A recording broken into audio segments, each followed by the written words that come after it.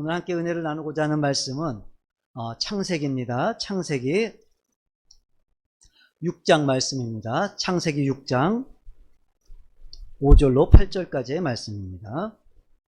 창세기 6장 5절로 8절까지의 말씀입니다.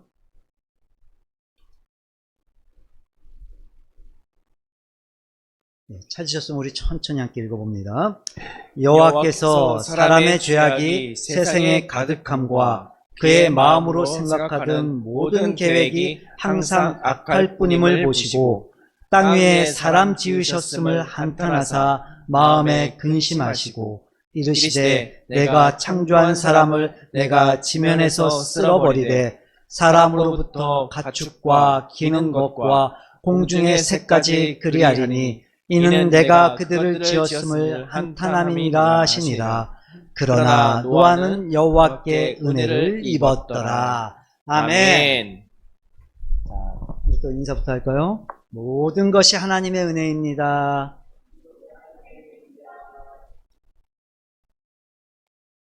은혜 입는 자들이 되십시다.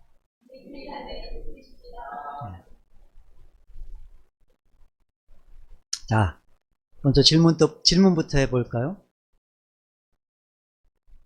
자, 우리 은혜 있는 자들이 되자고 인사했잖아요. 여러분, 은혜가 뭘까요? 네. 여러분들 은혜를 구하시잖아요, 하나님께. 은혜가 뭐죠? 자, 다시 질문해 볼까요? 그럼 무엇을 위해 은혜를 구하십니까? 무엇 때문에 은혜를 구하시죠? 오늘 주신 본문 5절을 보게 되면 하나님께서 당신의 형상대로 지으신 사람의 죄악이 세상에 가득하게 되었어요. 그의 마음으로, 사람의 마음으로 생각하는 모든 계획이 항상 악할 정도였어요. 그래서 하나님께서 창조하신 이 피조의 세계가 이 인간의 부패로 말미암아 완전히 오염됐어요. 완전. 그로 인해 6절 땅 위에 사람 지으셨음을 하나님은 몹시 안타까워하시고 마음 아파하셨어요. 하나님께서는 타락한 인간과 오염된 세상을 이제 홍수로 심판하셔서 멸망하시겠다고 선언하세요. 하지만 본문 8절에 보게 되면 의인이었고 당대의 완전한 자였던 노아는 하나님께 은혜를 입게 됩니다. 심판에서 제외됐어요. 멸망에서 구원받았어요. 노아는 하나님께 은혜를 입었어요. 성경에서 최초로 이 은혜라고 하는 단어가 사용되어지는 장면. 자, 여기서 은혜라는 말은 구불이다 라는 말에서 파생된 단어예요. 구불이다. 즉, 윗사람이 아랫사람에게 호의로 몸을 굽힌다 라는 의미인 거예요.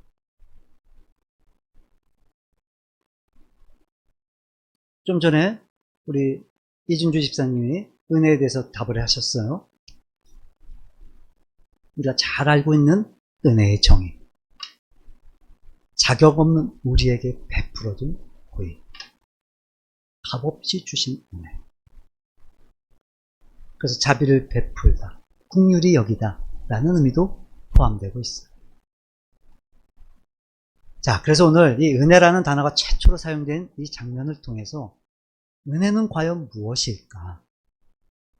어떤 의미일까, 은혜는? 노아는 어떻게 은혜를 입은 걸까? 그렇게 은혜에 대해서 함께 은혜를 나눠보고자 합니다. 자, 그게 하나님께서는 이 땅을 물로 심판하시기로 작정하세요. 그 하나님은요, 실제로 홍수를 통해 40일을 비가 내리게 하셔서 이 땅을 심판하셨어요. 그 결과적으로 노아를 포함한 노아의 가족들, 그렇게 노아만 은혜를 입었어요. 그럼 하나님께서는 노아만 은혜를 주시려고 하셨던 걸까? 만약 그렇지 않다면 다 멸망했는데, 다 멸망당했는데 어떻게 노아만 은혜를 입게 된 걸까? 본문 앞에 3절을 좀 볼까요? 여호와께서 이르시되 나의 영이 영원히 사람과 함께하지 아니하리니 이는 그들이 육신이 됨이라. 나의 영이, 하나님의 영이 영원히 사람과 함께하지 않는다. 여러분, 여기서 영이라고 번역된 이 단어는요, 하나님께서 인간들에게 주신 생명을 뜻해요. 영. 즉 인간의 타락으로 인해 하나님께서 그 생명을 거두어 가시겠다는 거예요. 왜요? 이는 그들이 육신이 됨이라. 여기서 육신은 단순히 육체적인 몸을 의미하는 것이 아니라 죄의 영향으로 인해 악하게 된 타락한 인간의 실존을 의미하는 거예요. 근데 계속해서 보면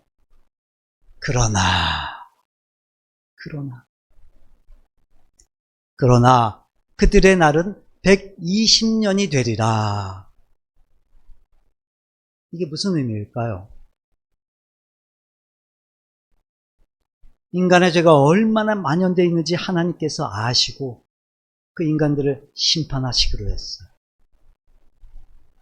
그러나 그들의 날은 120년이 될 것이다. 하나님께서 그렇게 심판을 선언하시고 바로 심판을 하신 게 아니라 120년 후에 홍수 심판을 행하시겠다는 거예요. 그럼 여러분, 이 120년의 기간은 과연 어떤 의미일까요? 어떤 의미일까요, 이게? 자, 베드로전서 볼까요? 베드로전서 3장 20절입니다. 그들은 전에 노아의 날 방주를 준비할 동안 하나님이 오래 참고 기다리실 때, 여러분, 그 120년의 기간은요, 첫째, 노아가 방주를 준비하는 기간이었어. 방주를 만드는 기간이었어. 노아가 방주를 준비하는 그 기간은 동시에 하나님께서 오래 참고 기다리셨던 기간이었어요.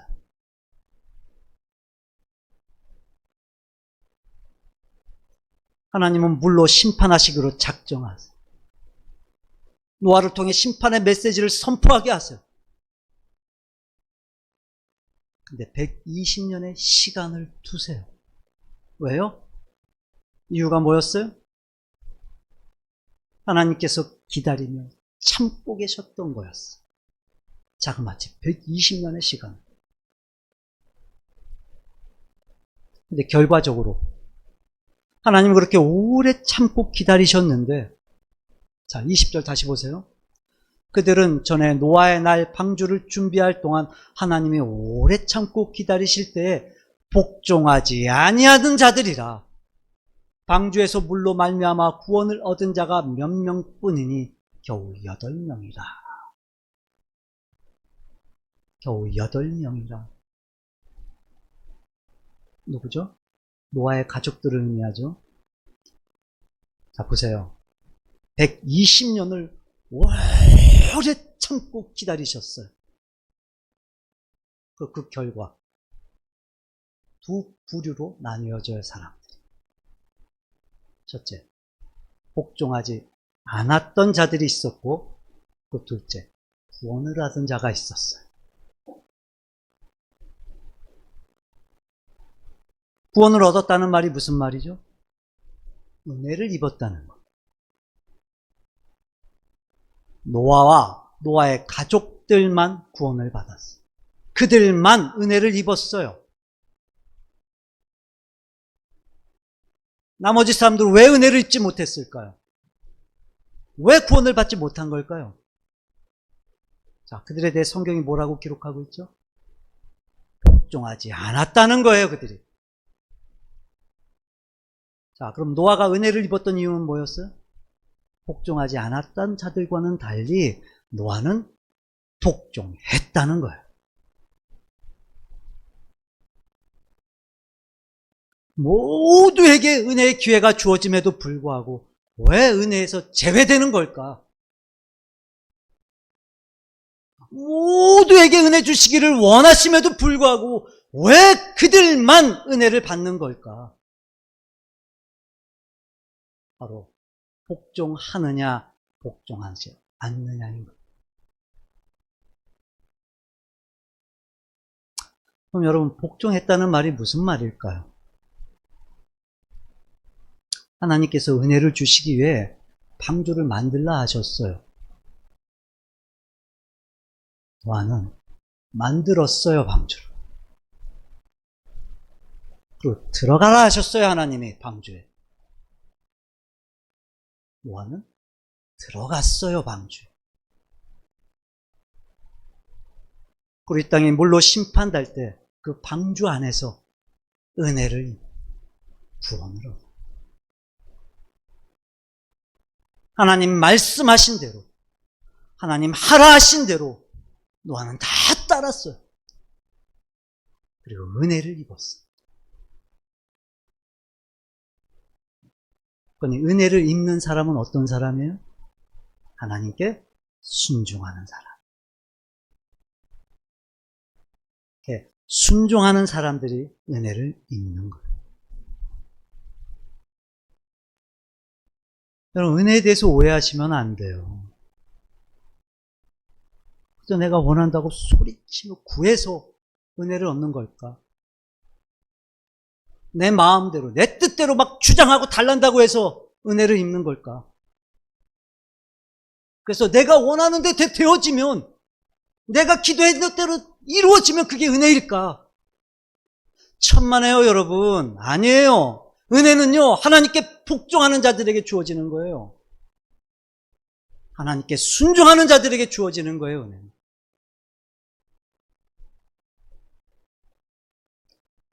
그래서 히브리서 1장 7절에 보면 이 장면을 기록하면서 이렇게 시작을 해요.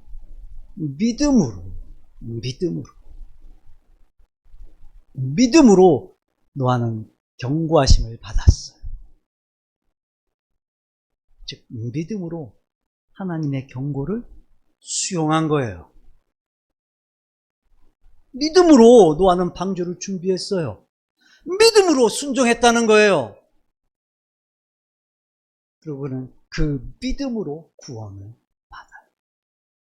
믿음 때문에 은혜를 입었다는 거예요. 은혜는요, 하나님을 믿는 자들에게 주어지는 거예요. 은혜는요, 그렇게 하나님을 믿기 때문에 하나님의 뜻을 따르고, 하나님을 믿기 때문에 하나님의 방법을 따르는 자들에게 주어지는 게 은혜예요. 내 방법, 내 방식대로 살면서 은혜를 구하는 게 아니에요. 내 마음, 내 고집대로 살면서 은혜를 구하는 게 아니라고요, 여러분. 여러분, 잊지 마세요. 하나님은 모든 사람들에게 은혜의 기회를 주세요. 어떤 특정한 사람만 은혜를 주시는 분이 아니세요. 여러분, 노아가 당대 완전한 사람이었다고 한들, 아무리 노아가 의로운 사람이었다고 한들, 그러니까 죄가 하나도 없이 완벽한 의인이었을까? 아니요. 천만에요. 노아도 죄인이었어요. 심판을 피할 수 없는 노아도 죄인이었어요. 그럼에도 불구하고 모두가 멸망할 수밖에 없었는 그 상황에서 노아만 은혜를 입었던 이유가 뭘까? 그럼에도 불구하고 노아는 하나님이 제시한 방식을 따라 순종했기 때문에, 하나님의 말씀을 따라 순종했기 때문에 모두에게 주어진 은혜의 기회였지만, 하지만 모든 사람들이 은혜에서 제외됐을 때 유독 노아만이 하나님의 은혜를 입었던 거예요. 저도 여러분도 우리 모두가 다 은혜 입은 자들이 되기를 원해요. 하나님의 은혜를 받고 하나님의 은혜 속에 살기를 우리가 원해요. 그렇다면 여러분의 방법을 내려놓고, 여러분의 의도를 내려놓고, 여러분의 방식을 내려놓고 이제 하나님의 뜻을 따르세요. 그럴 때 우린 은혜를 입게 되는 거예요. 여러분, 믿음이 뭐예요? 순종이에요. 은혜를 어떻게 입어요? 순종으로 입어. 그럼 잊지 마세요. 정말 여러분이 은혜 입은 자로 살기를 원한다면 하나님께 순종하세요.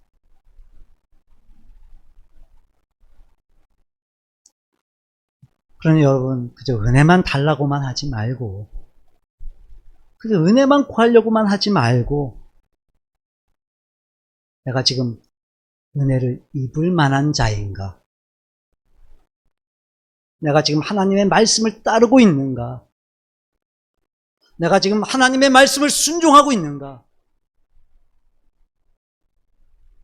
그걸 먼저 살피세요. 자, 그럼 여러분, 은혜가 뭘까요? 은혜가.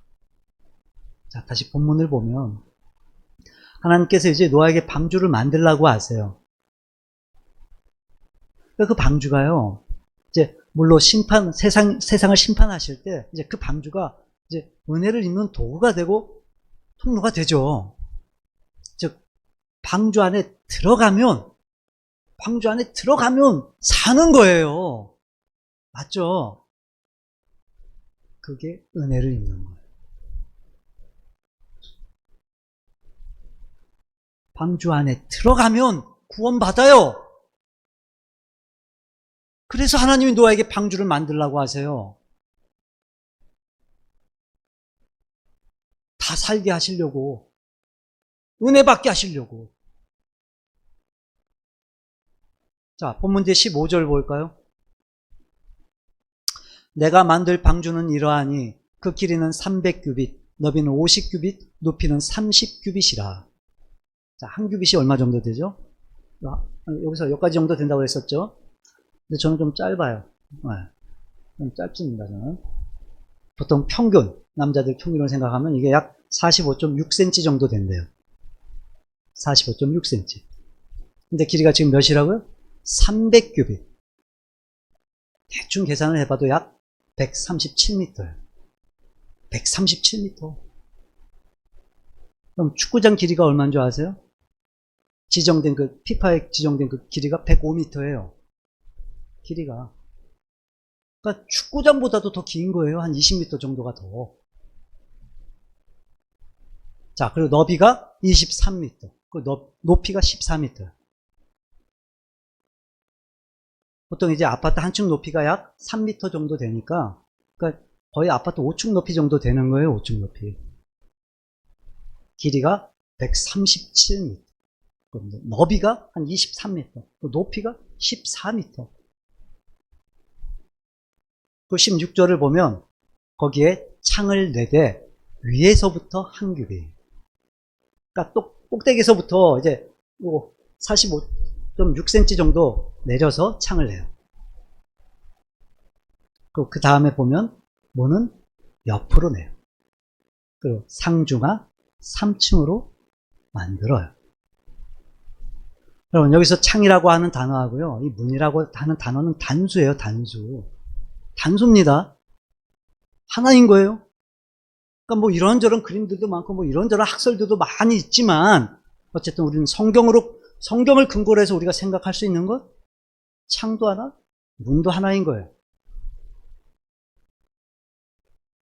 그럼 방주가 지금 왜 필요한 거죠?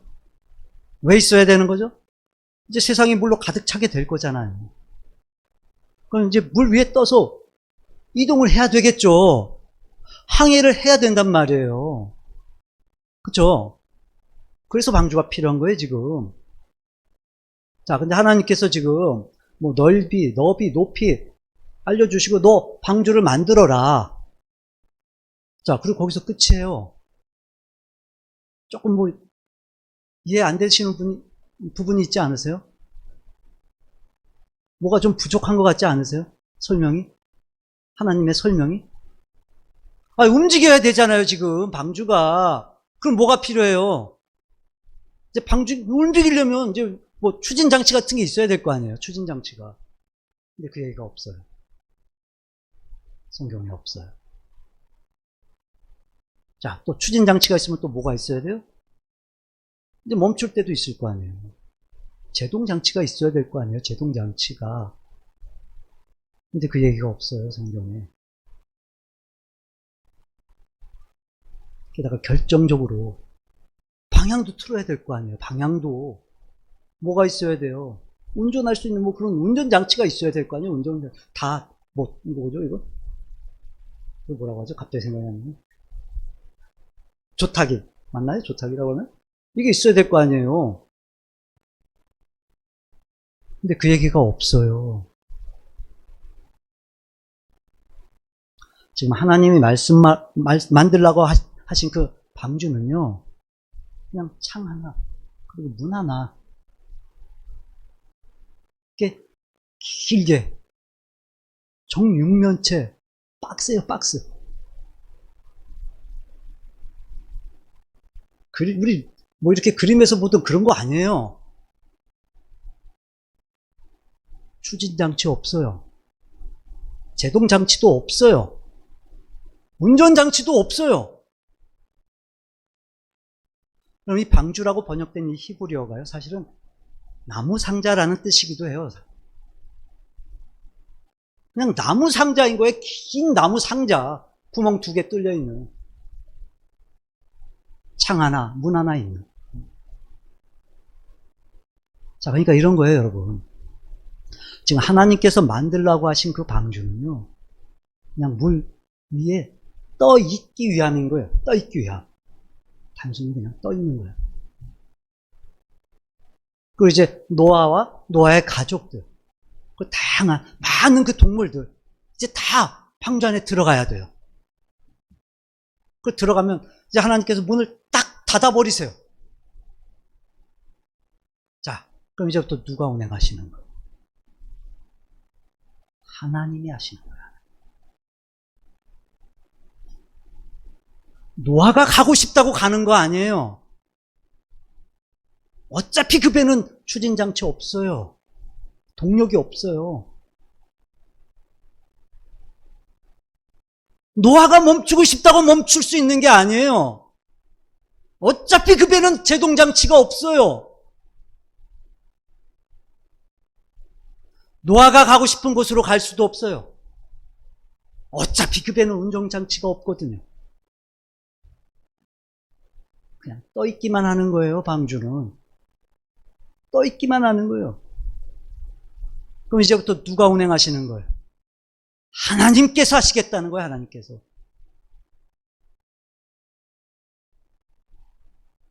여러분, 방주에 들어갔어요. 멸망되지 않고 구원을 얻었어요. 은혜를 입었어요. 은혜를 입는다는 게 무슨 말이에요? 이제 방주에 들어가면 이제 어떻게 되는 거예요? 전적으로 노아의 삶은 누가 주관하시는 거예요? 하나님께서 주관하시는 거예요, 하나님께서. 그럼 방주에 들어간다는 게 무슨 말이에요? 은혜를 입는다는 게 무슨 말이에요? 전적으로 나의 삶을 하나님께 맡긴다는 거예요. 그냥 살려고 들어가는 게 아니라 하나님께 전적으로 맡기는 거예요.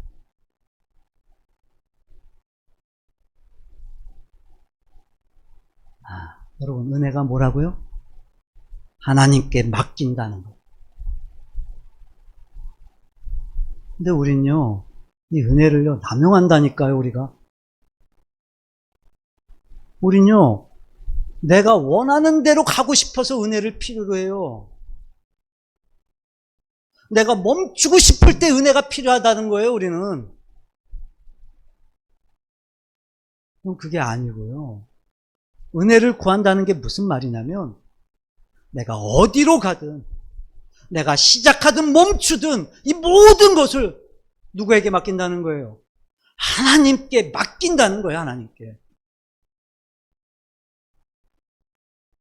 방주에 들어간 이상, 너가 어디 가고 싶다고 해서 갈 수 있는 것도 아니고, 방주에 들어간 이상, 너가 멈추고 싶다고 해서 멈출 수 있는 것도 아니에요. 전적으로 이 방주에 들어간 이상, 하나님께서 운행하시는 그대로 맡길 수밖에 없는 거예요, 그대로. 전적으로 노아의 인생의 항로를 이제 하나님께 맡길 수밖에 없는 거예요. 여러분, 그게 방주에 들어간다는 의미인 거예요.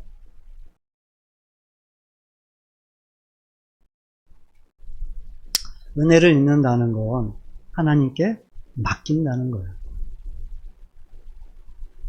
예를 들어 볼까요? 우리가 이제 어떤 문제를 만났어요. 하나님의 은혜가 필요합니다. 하나님께서 도와주셔야 합니다. 이게 뭐 하는 거예요, 여러분? 그 문제, 하나님께 맡긴다는 거잖아요. 우리 자녀들을 위해서도 기도하잖아요. 아까도 기도했잖아요, 우리. 하나님, 우리 자녀들 은혜 주세요. 하나님 축복해 주세요. 하나님, 우리 자녀들 도와주세요, 평생을. 뭐 하는 거예요, 이게? 맡기는 거예요, 우리 자녀들의 삶을 하나님께 온전히.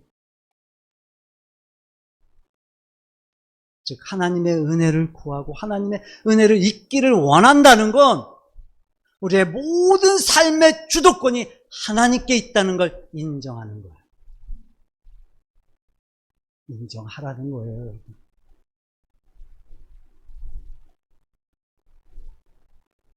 근데 우리는 생각 없이 그냥 은혜만 구하는 거예요, 은혜만.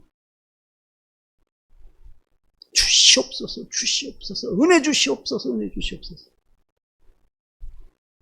그러니 은혜가 뭔지도 모르고 은혜를 구하니 은혜를 주세요. 은혜를 주셔도 은혜를 은혜로 깨닫질 못하는 거예요.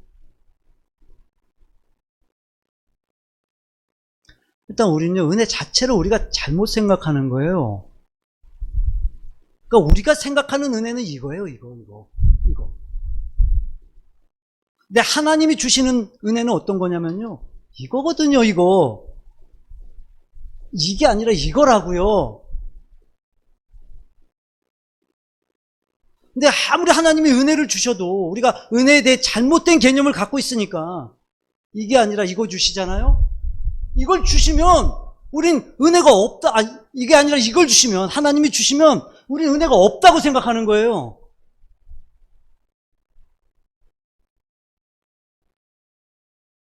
그러면서 우린 뭐예요? 더 구해요, 더 주시옵소서, 더 주시옵소서, 은혜 주시옵소서.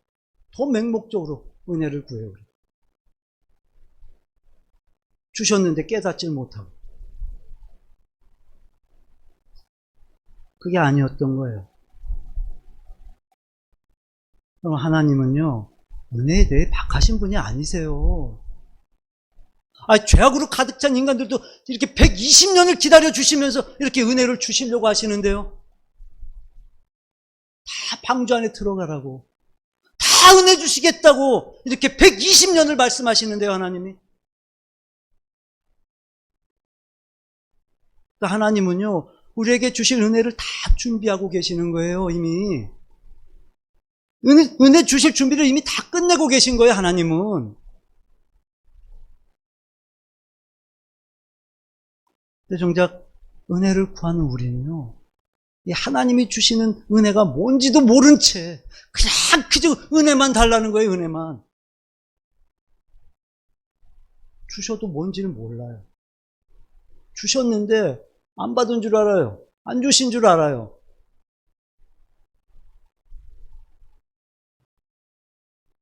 아니 그게 은혜인 줄도 모르니까 우리는 아무리 은혜를 주셔도 우리는 은혜를 깨닫지도 못한 채 또다시 은혜를 구하고 있는 거예요, 우리가.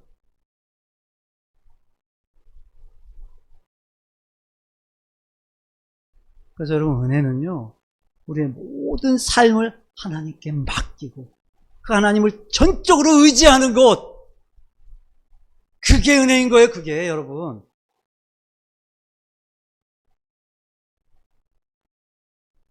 그래서 여러분, 믿음을 가늠하는 잣대는요, 그 믿음으로 얼마나 얻었냐가 아니라 그 믿음으로 얼마나 맡겼느냐,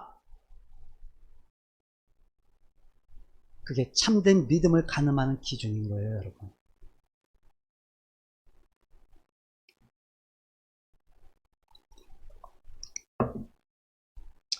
네, 여러분, 사실 우리가요, 그리스도 예수를 나의 구주로 믿어 하나님을 믿게 되면서부터 이미 우리의 모든 삶은요, 하나님께 드려진 바가 됐어요.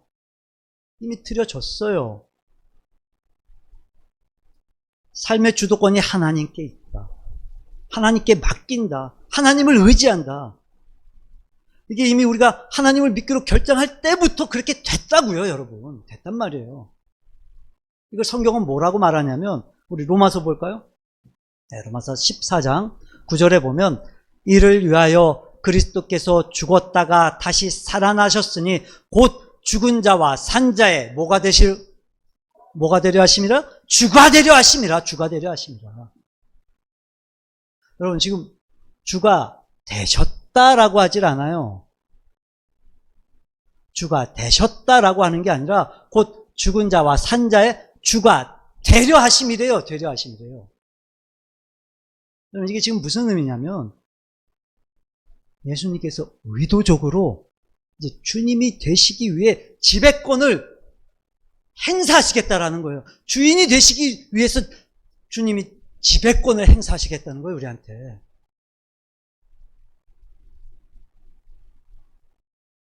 즉 예수님께서 우리의 죄를 위해 죽으시고 부활하셨어요. 이게 무슨 말이에요? 무슨 의미예요, 이게? 예수님이 우리의 주인 되셨다는 거예요.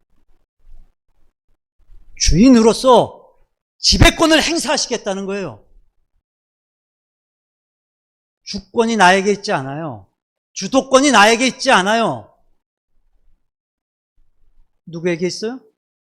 나를 위해 죽으시고 부활하신 그분께 있어요.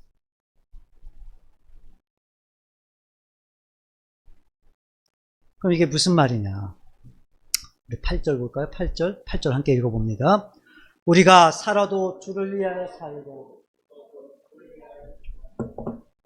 사나 죽으나 우리가 주의 것이로다.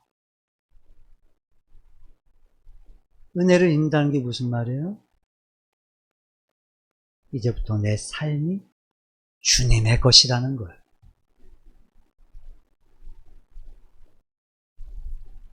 주님의. 왜요? 삶의 주도권이 누구에게 있어요? 주님께 있어요. 이제부터 우리는 우리의 의도대로 할 수 없어요. 하나님의 인도를 따를 뿐인 거예요. 이제부터는 우리의 의지대로 할 수 없어요, 우린. 하나님을 의지할 뿐인 거예요. 우리가 그리스도 예수를 믿고 하나님의 자녀가 되었다는 것, 하나님께 삶의 주도권이 있다는 것, 하나님께 맡긴다는 것, 그게 다 무슨 말이에요? 이제 내가 주님의 것이 됐다는 거예요, 주님의 것이. 여러분, 그게 은혜 입는 거예요, 그게. 여전히 내 삶을 내 거예요, 내 거. 여전히 내 삶은 내 거고 내가 주인이에요. 그럼 나는 은혜를 구해요. 나는 은혜를 구해요. 하나님은 내가 구하는 대로 주셔야 돼요.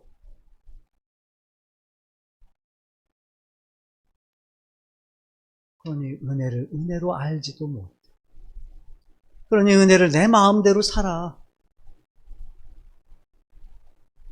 이건 은혜가 아닌 거예요. 출발이 뭐예요? 순종이에요. 순종. 은혜가 뭐예요? 내 삶은 내게 아니라 주님 거예요. 주님께 맡기는 겁니다. 그러니까 주님이 인도하시는 대로, 주님이 이끄시는 대로, 주님이 원하시는 대로 우리는 그냥 따르는 거예요. 따르는 거. 우리의 의지가 소용이 있어요? 없어요? 없어요. 우리는 그냥 따르는 거예요. 우리는 그냥 의지하는 거예요. 어차피 안 되거든요. 우리의 의지대로. 추진장치, 제동장치, 운전장치 없어요. 방주에. 그게 뭔 소용이 있겠어요? 아무 소용 없어요. 아무 소용. 하나님이 알아서 하시는 거예요. 하나님이. 그럼 우리는 그냥 그 인도를, 하나님의 그 인도를 우리는 그냥 따를 뿐인 거예요. 그게 은혜인 거예요, 여러분. 이제부터 우리의 삶은 누구의 것이 됐다고요? 주님의 것이 됐어요. 주님의 것. 그걸 인정하고 사는 게 은혜인 거예요. 근데 우리가요, 이걸 놓치고 사는 거예요. 내가 하나님 백성 됐다는 거. 정말 여러분이 은혜 입은 삶을 살기를 원한다면, 여러분의 삶에 하나님의 은혜가 있기를 원한다면 잊지 마세요. 은혜가 뭐다? 하나님께 맡기는 거다. 은혜가 뭐다? 내 삶은 주님 거라는 걸 인정하는 거예요. 여러분, 그게 은혜예요. 이사야서 한번 볼까요? 자, 44장을 보면 이제 하나님이요, 하나님의 백성의 그 정체성을 말씀해 주세요. 자, 5절을 보면 이제 문맥상으로 보면요, 이 이스라엘은요 마땅히 하나님의 심판을 받아야 돼요. 그럼에도 불구하고 하나님께서는 당신의 그 백성들을 향하신 그 약속, 하나님의 백성들을 향하신 그 약속, 이스라엘 백성들을 구원하세요. 회복하세요. 다시 말해, 그들은 하나님의 구원을 받을 자격이 없는 자들이었어요. 하나님의 백성 될 자격이 없는 자들이었어요. 근데 오직 하나님의 주권적 사랑에 의해서, 그 언약적 사랑에 의해서 그들에게 거저 은혜가 주어지는 거예요.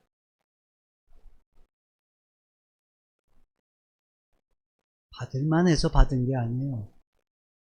하나님이 약속대로 행하신 거예요.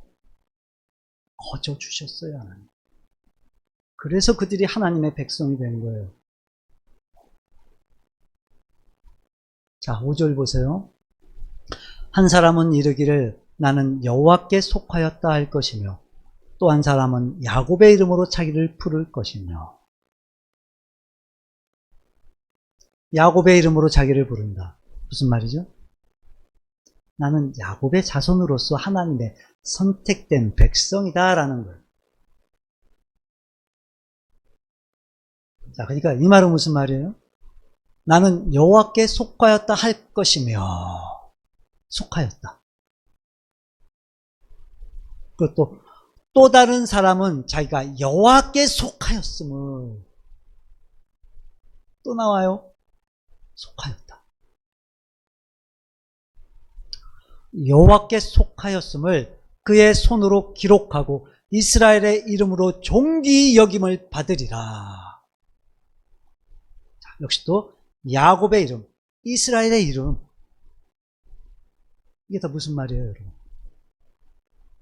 나는 선택된 하나님의 백성이라는 거예요. 자, 그러면서 뭐라고 고백해요? 나는 하나님께 속했다. 나는 하나님께 속했다는 걸 그의 손으로 기록한대요. 그럼 여기서 지금 그의 손으로 기록한다, 이게 무슨 말이냐면 그의 손으로, 다시 말해, 그의 손에 기록한다는 거예요. 그의 손에. 본문을 보면, 히브리어 원어를 보면 그의 손으로 기록한다가 그의 손에 기록한다라는 의미예요. 그의 손에 기록한다. 그러니까 당시의 종들은요, 이제 자기 팔에, 이제 왼손이나 오른손에 주인의 이름을 문신으로 새겨 썼거든요. 그 관습을 반영한 표현인 거예요. 그러니까 내 손에다가 기록한다는 거예요. 내 손에다가. 왜요? 뭘요? 내가 하나님께 속했다는 거, 내 주인의 이름. 다시 말해, 내 주인은 하나님이시라는 거, 그걸 내 손에 문신으로 새겨 넣겠다는 거예요. 그러니까 야곱의 이름으로, 이스라엘의 이름으로, 즉 내가 선택된 하나님의 백성입니다. 이게 무슨 고백인 거예요? 나는 하나님께 속했습니다.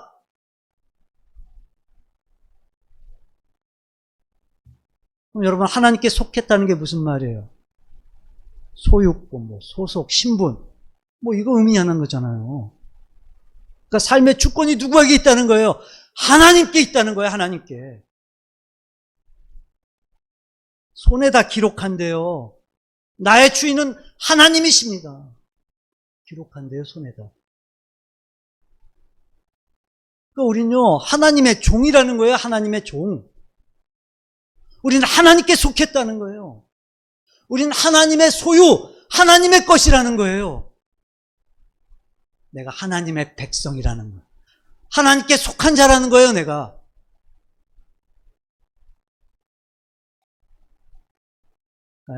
나는 하나님께 속해 있다. 나는 그분께 속한 자이다.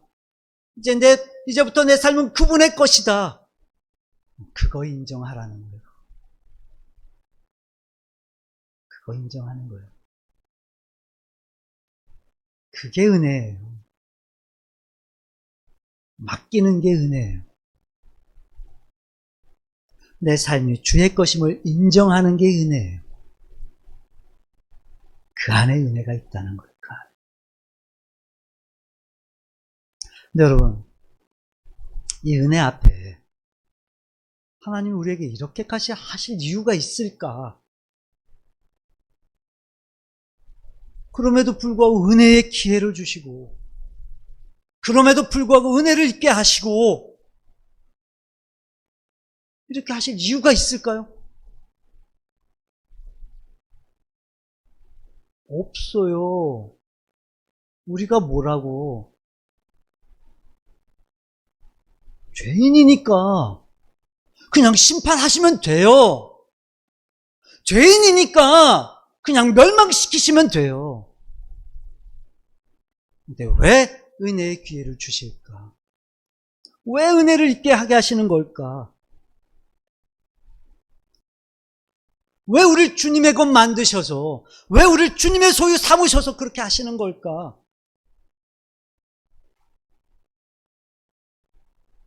그만큼 하나님은 우리가 소중하신 거예요.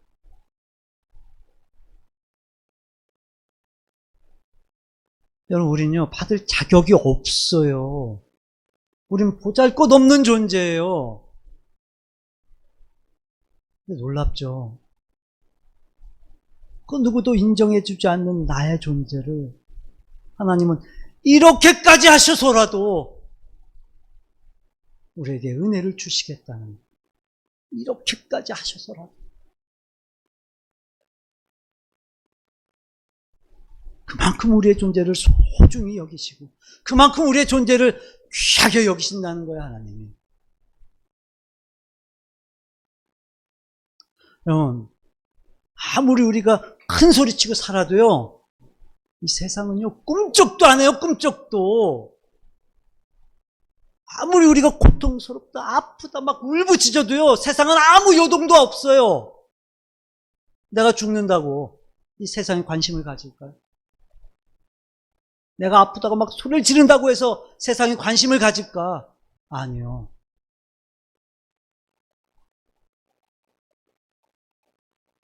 여러분, 우린 그거밖에 안 되는 존재들이에요. 모든 인간은 그렇게 다 보잘것없는 존재예요. 그런데 하나님은 우리 어떻게 여기셨어요? 어차피 우리는 우리의 죄 때문에 저주와 심판과 멸망 가운데 있었어요. 그게 마땅해요. 그게 당연해요. 근데 놀랍죠. 하나님은 그럼에도 불구하고 가만히 계실 수가 없었던 거예요. 하나님은 아무렇지도 않을 수가 없었던 거예요. 왜요?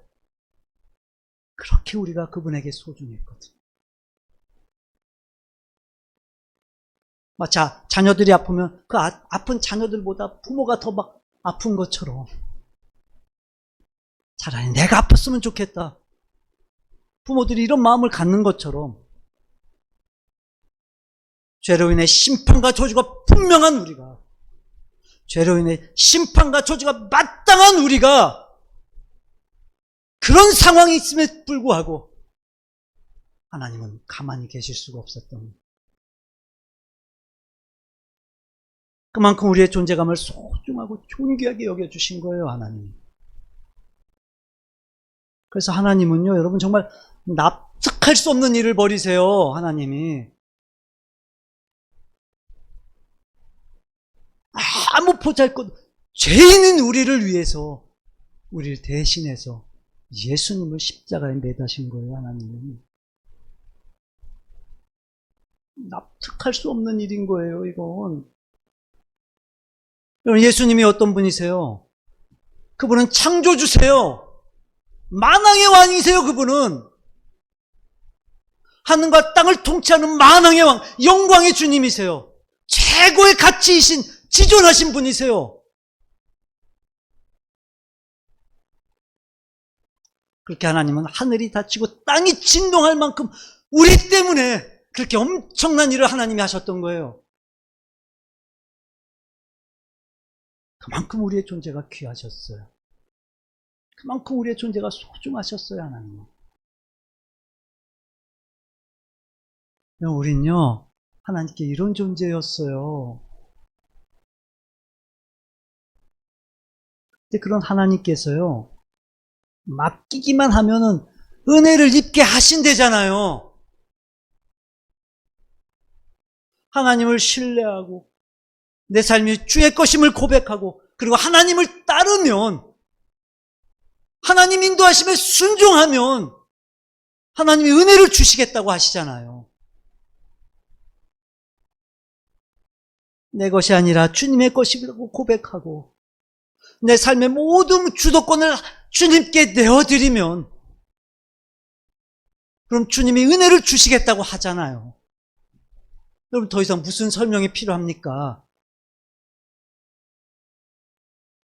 이게 이해가 안 되면 어떡합니까? 이게 이해가 안 되면 무슨 설명이 더 필요하겠어요, 여러분?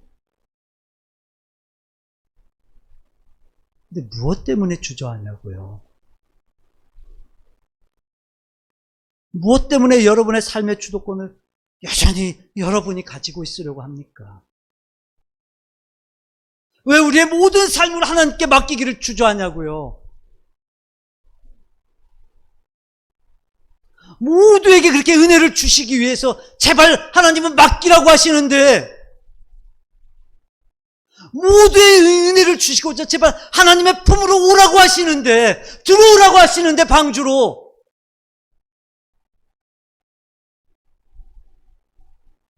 왜 여전히 여러분은 여러분의 것을 고집하고, 왜 여전히 여러분은 여러분 마음대로 살려고 하냐는 거예요.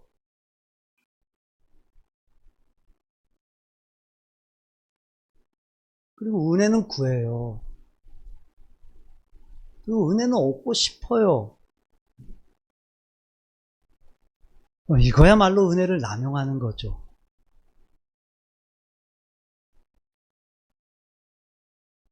여러분 모두 은혜 입기를 바랍니다.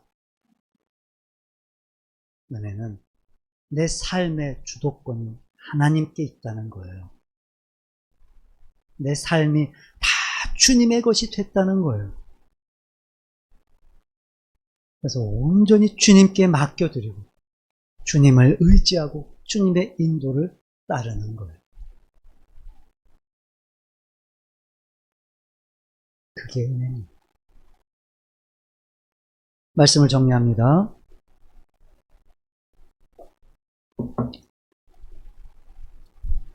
저와 여러분의 삶이 하나님의 은혜 입은 자의 삶이 되기를 바랍니다. 여러분의 삶이 주님의 것이라는 걸 인정하고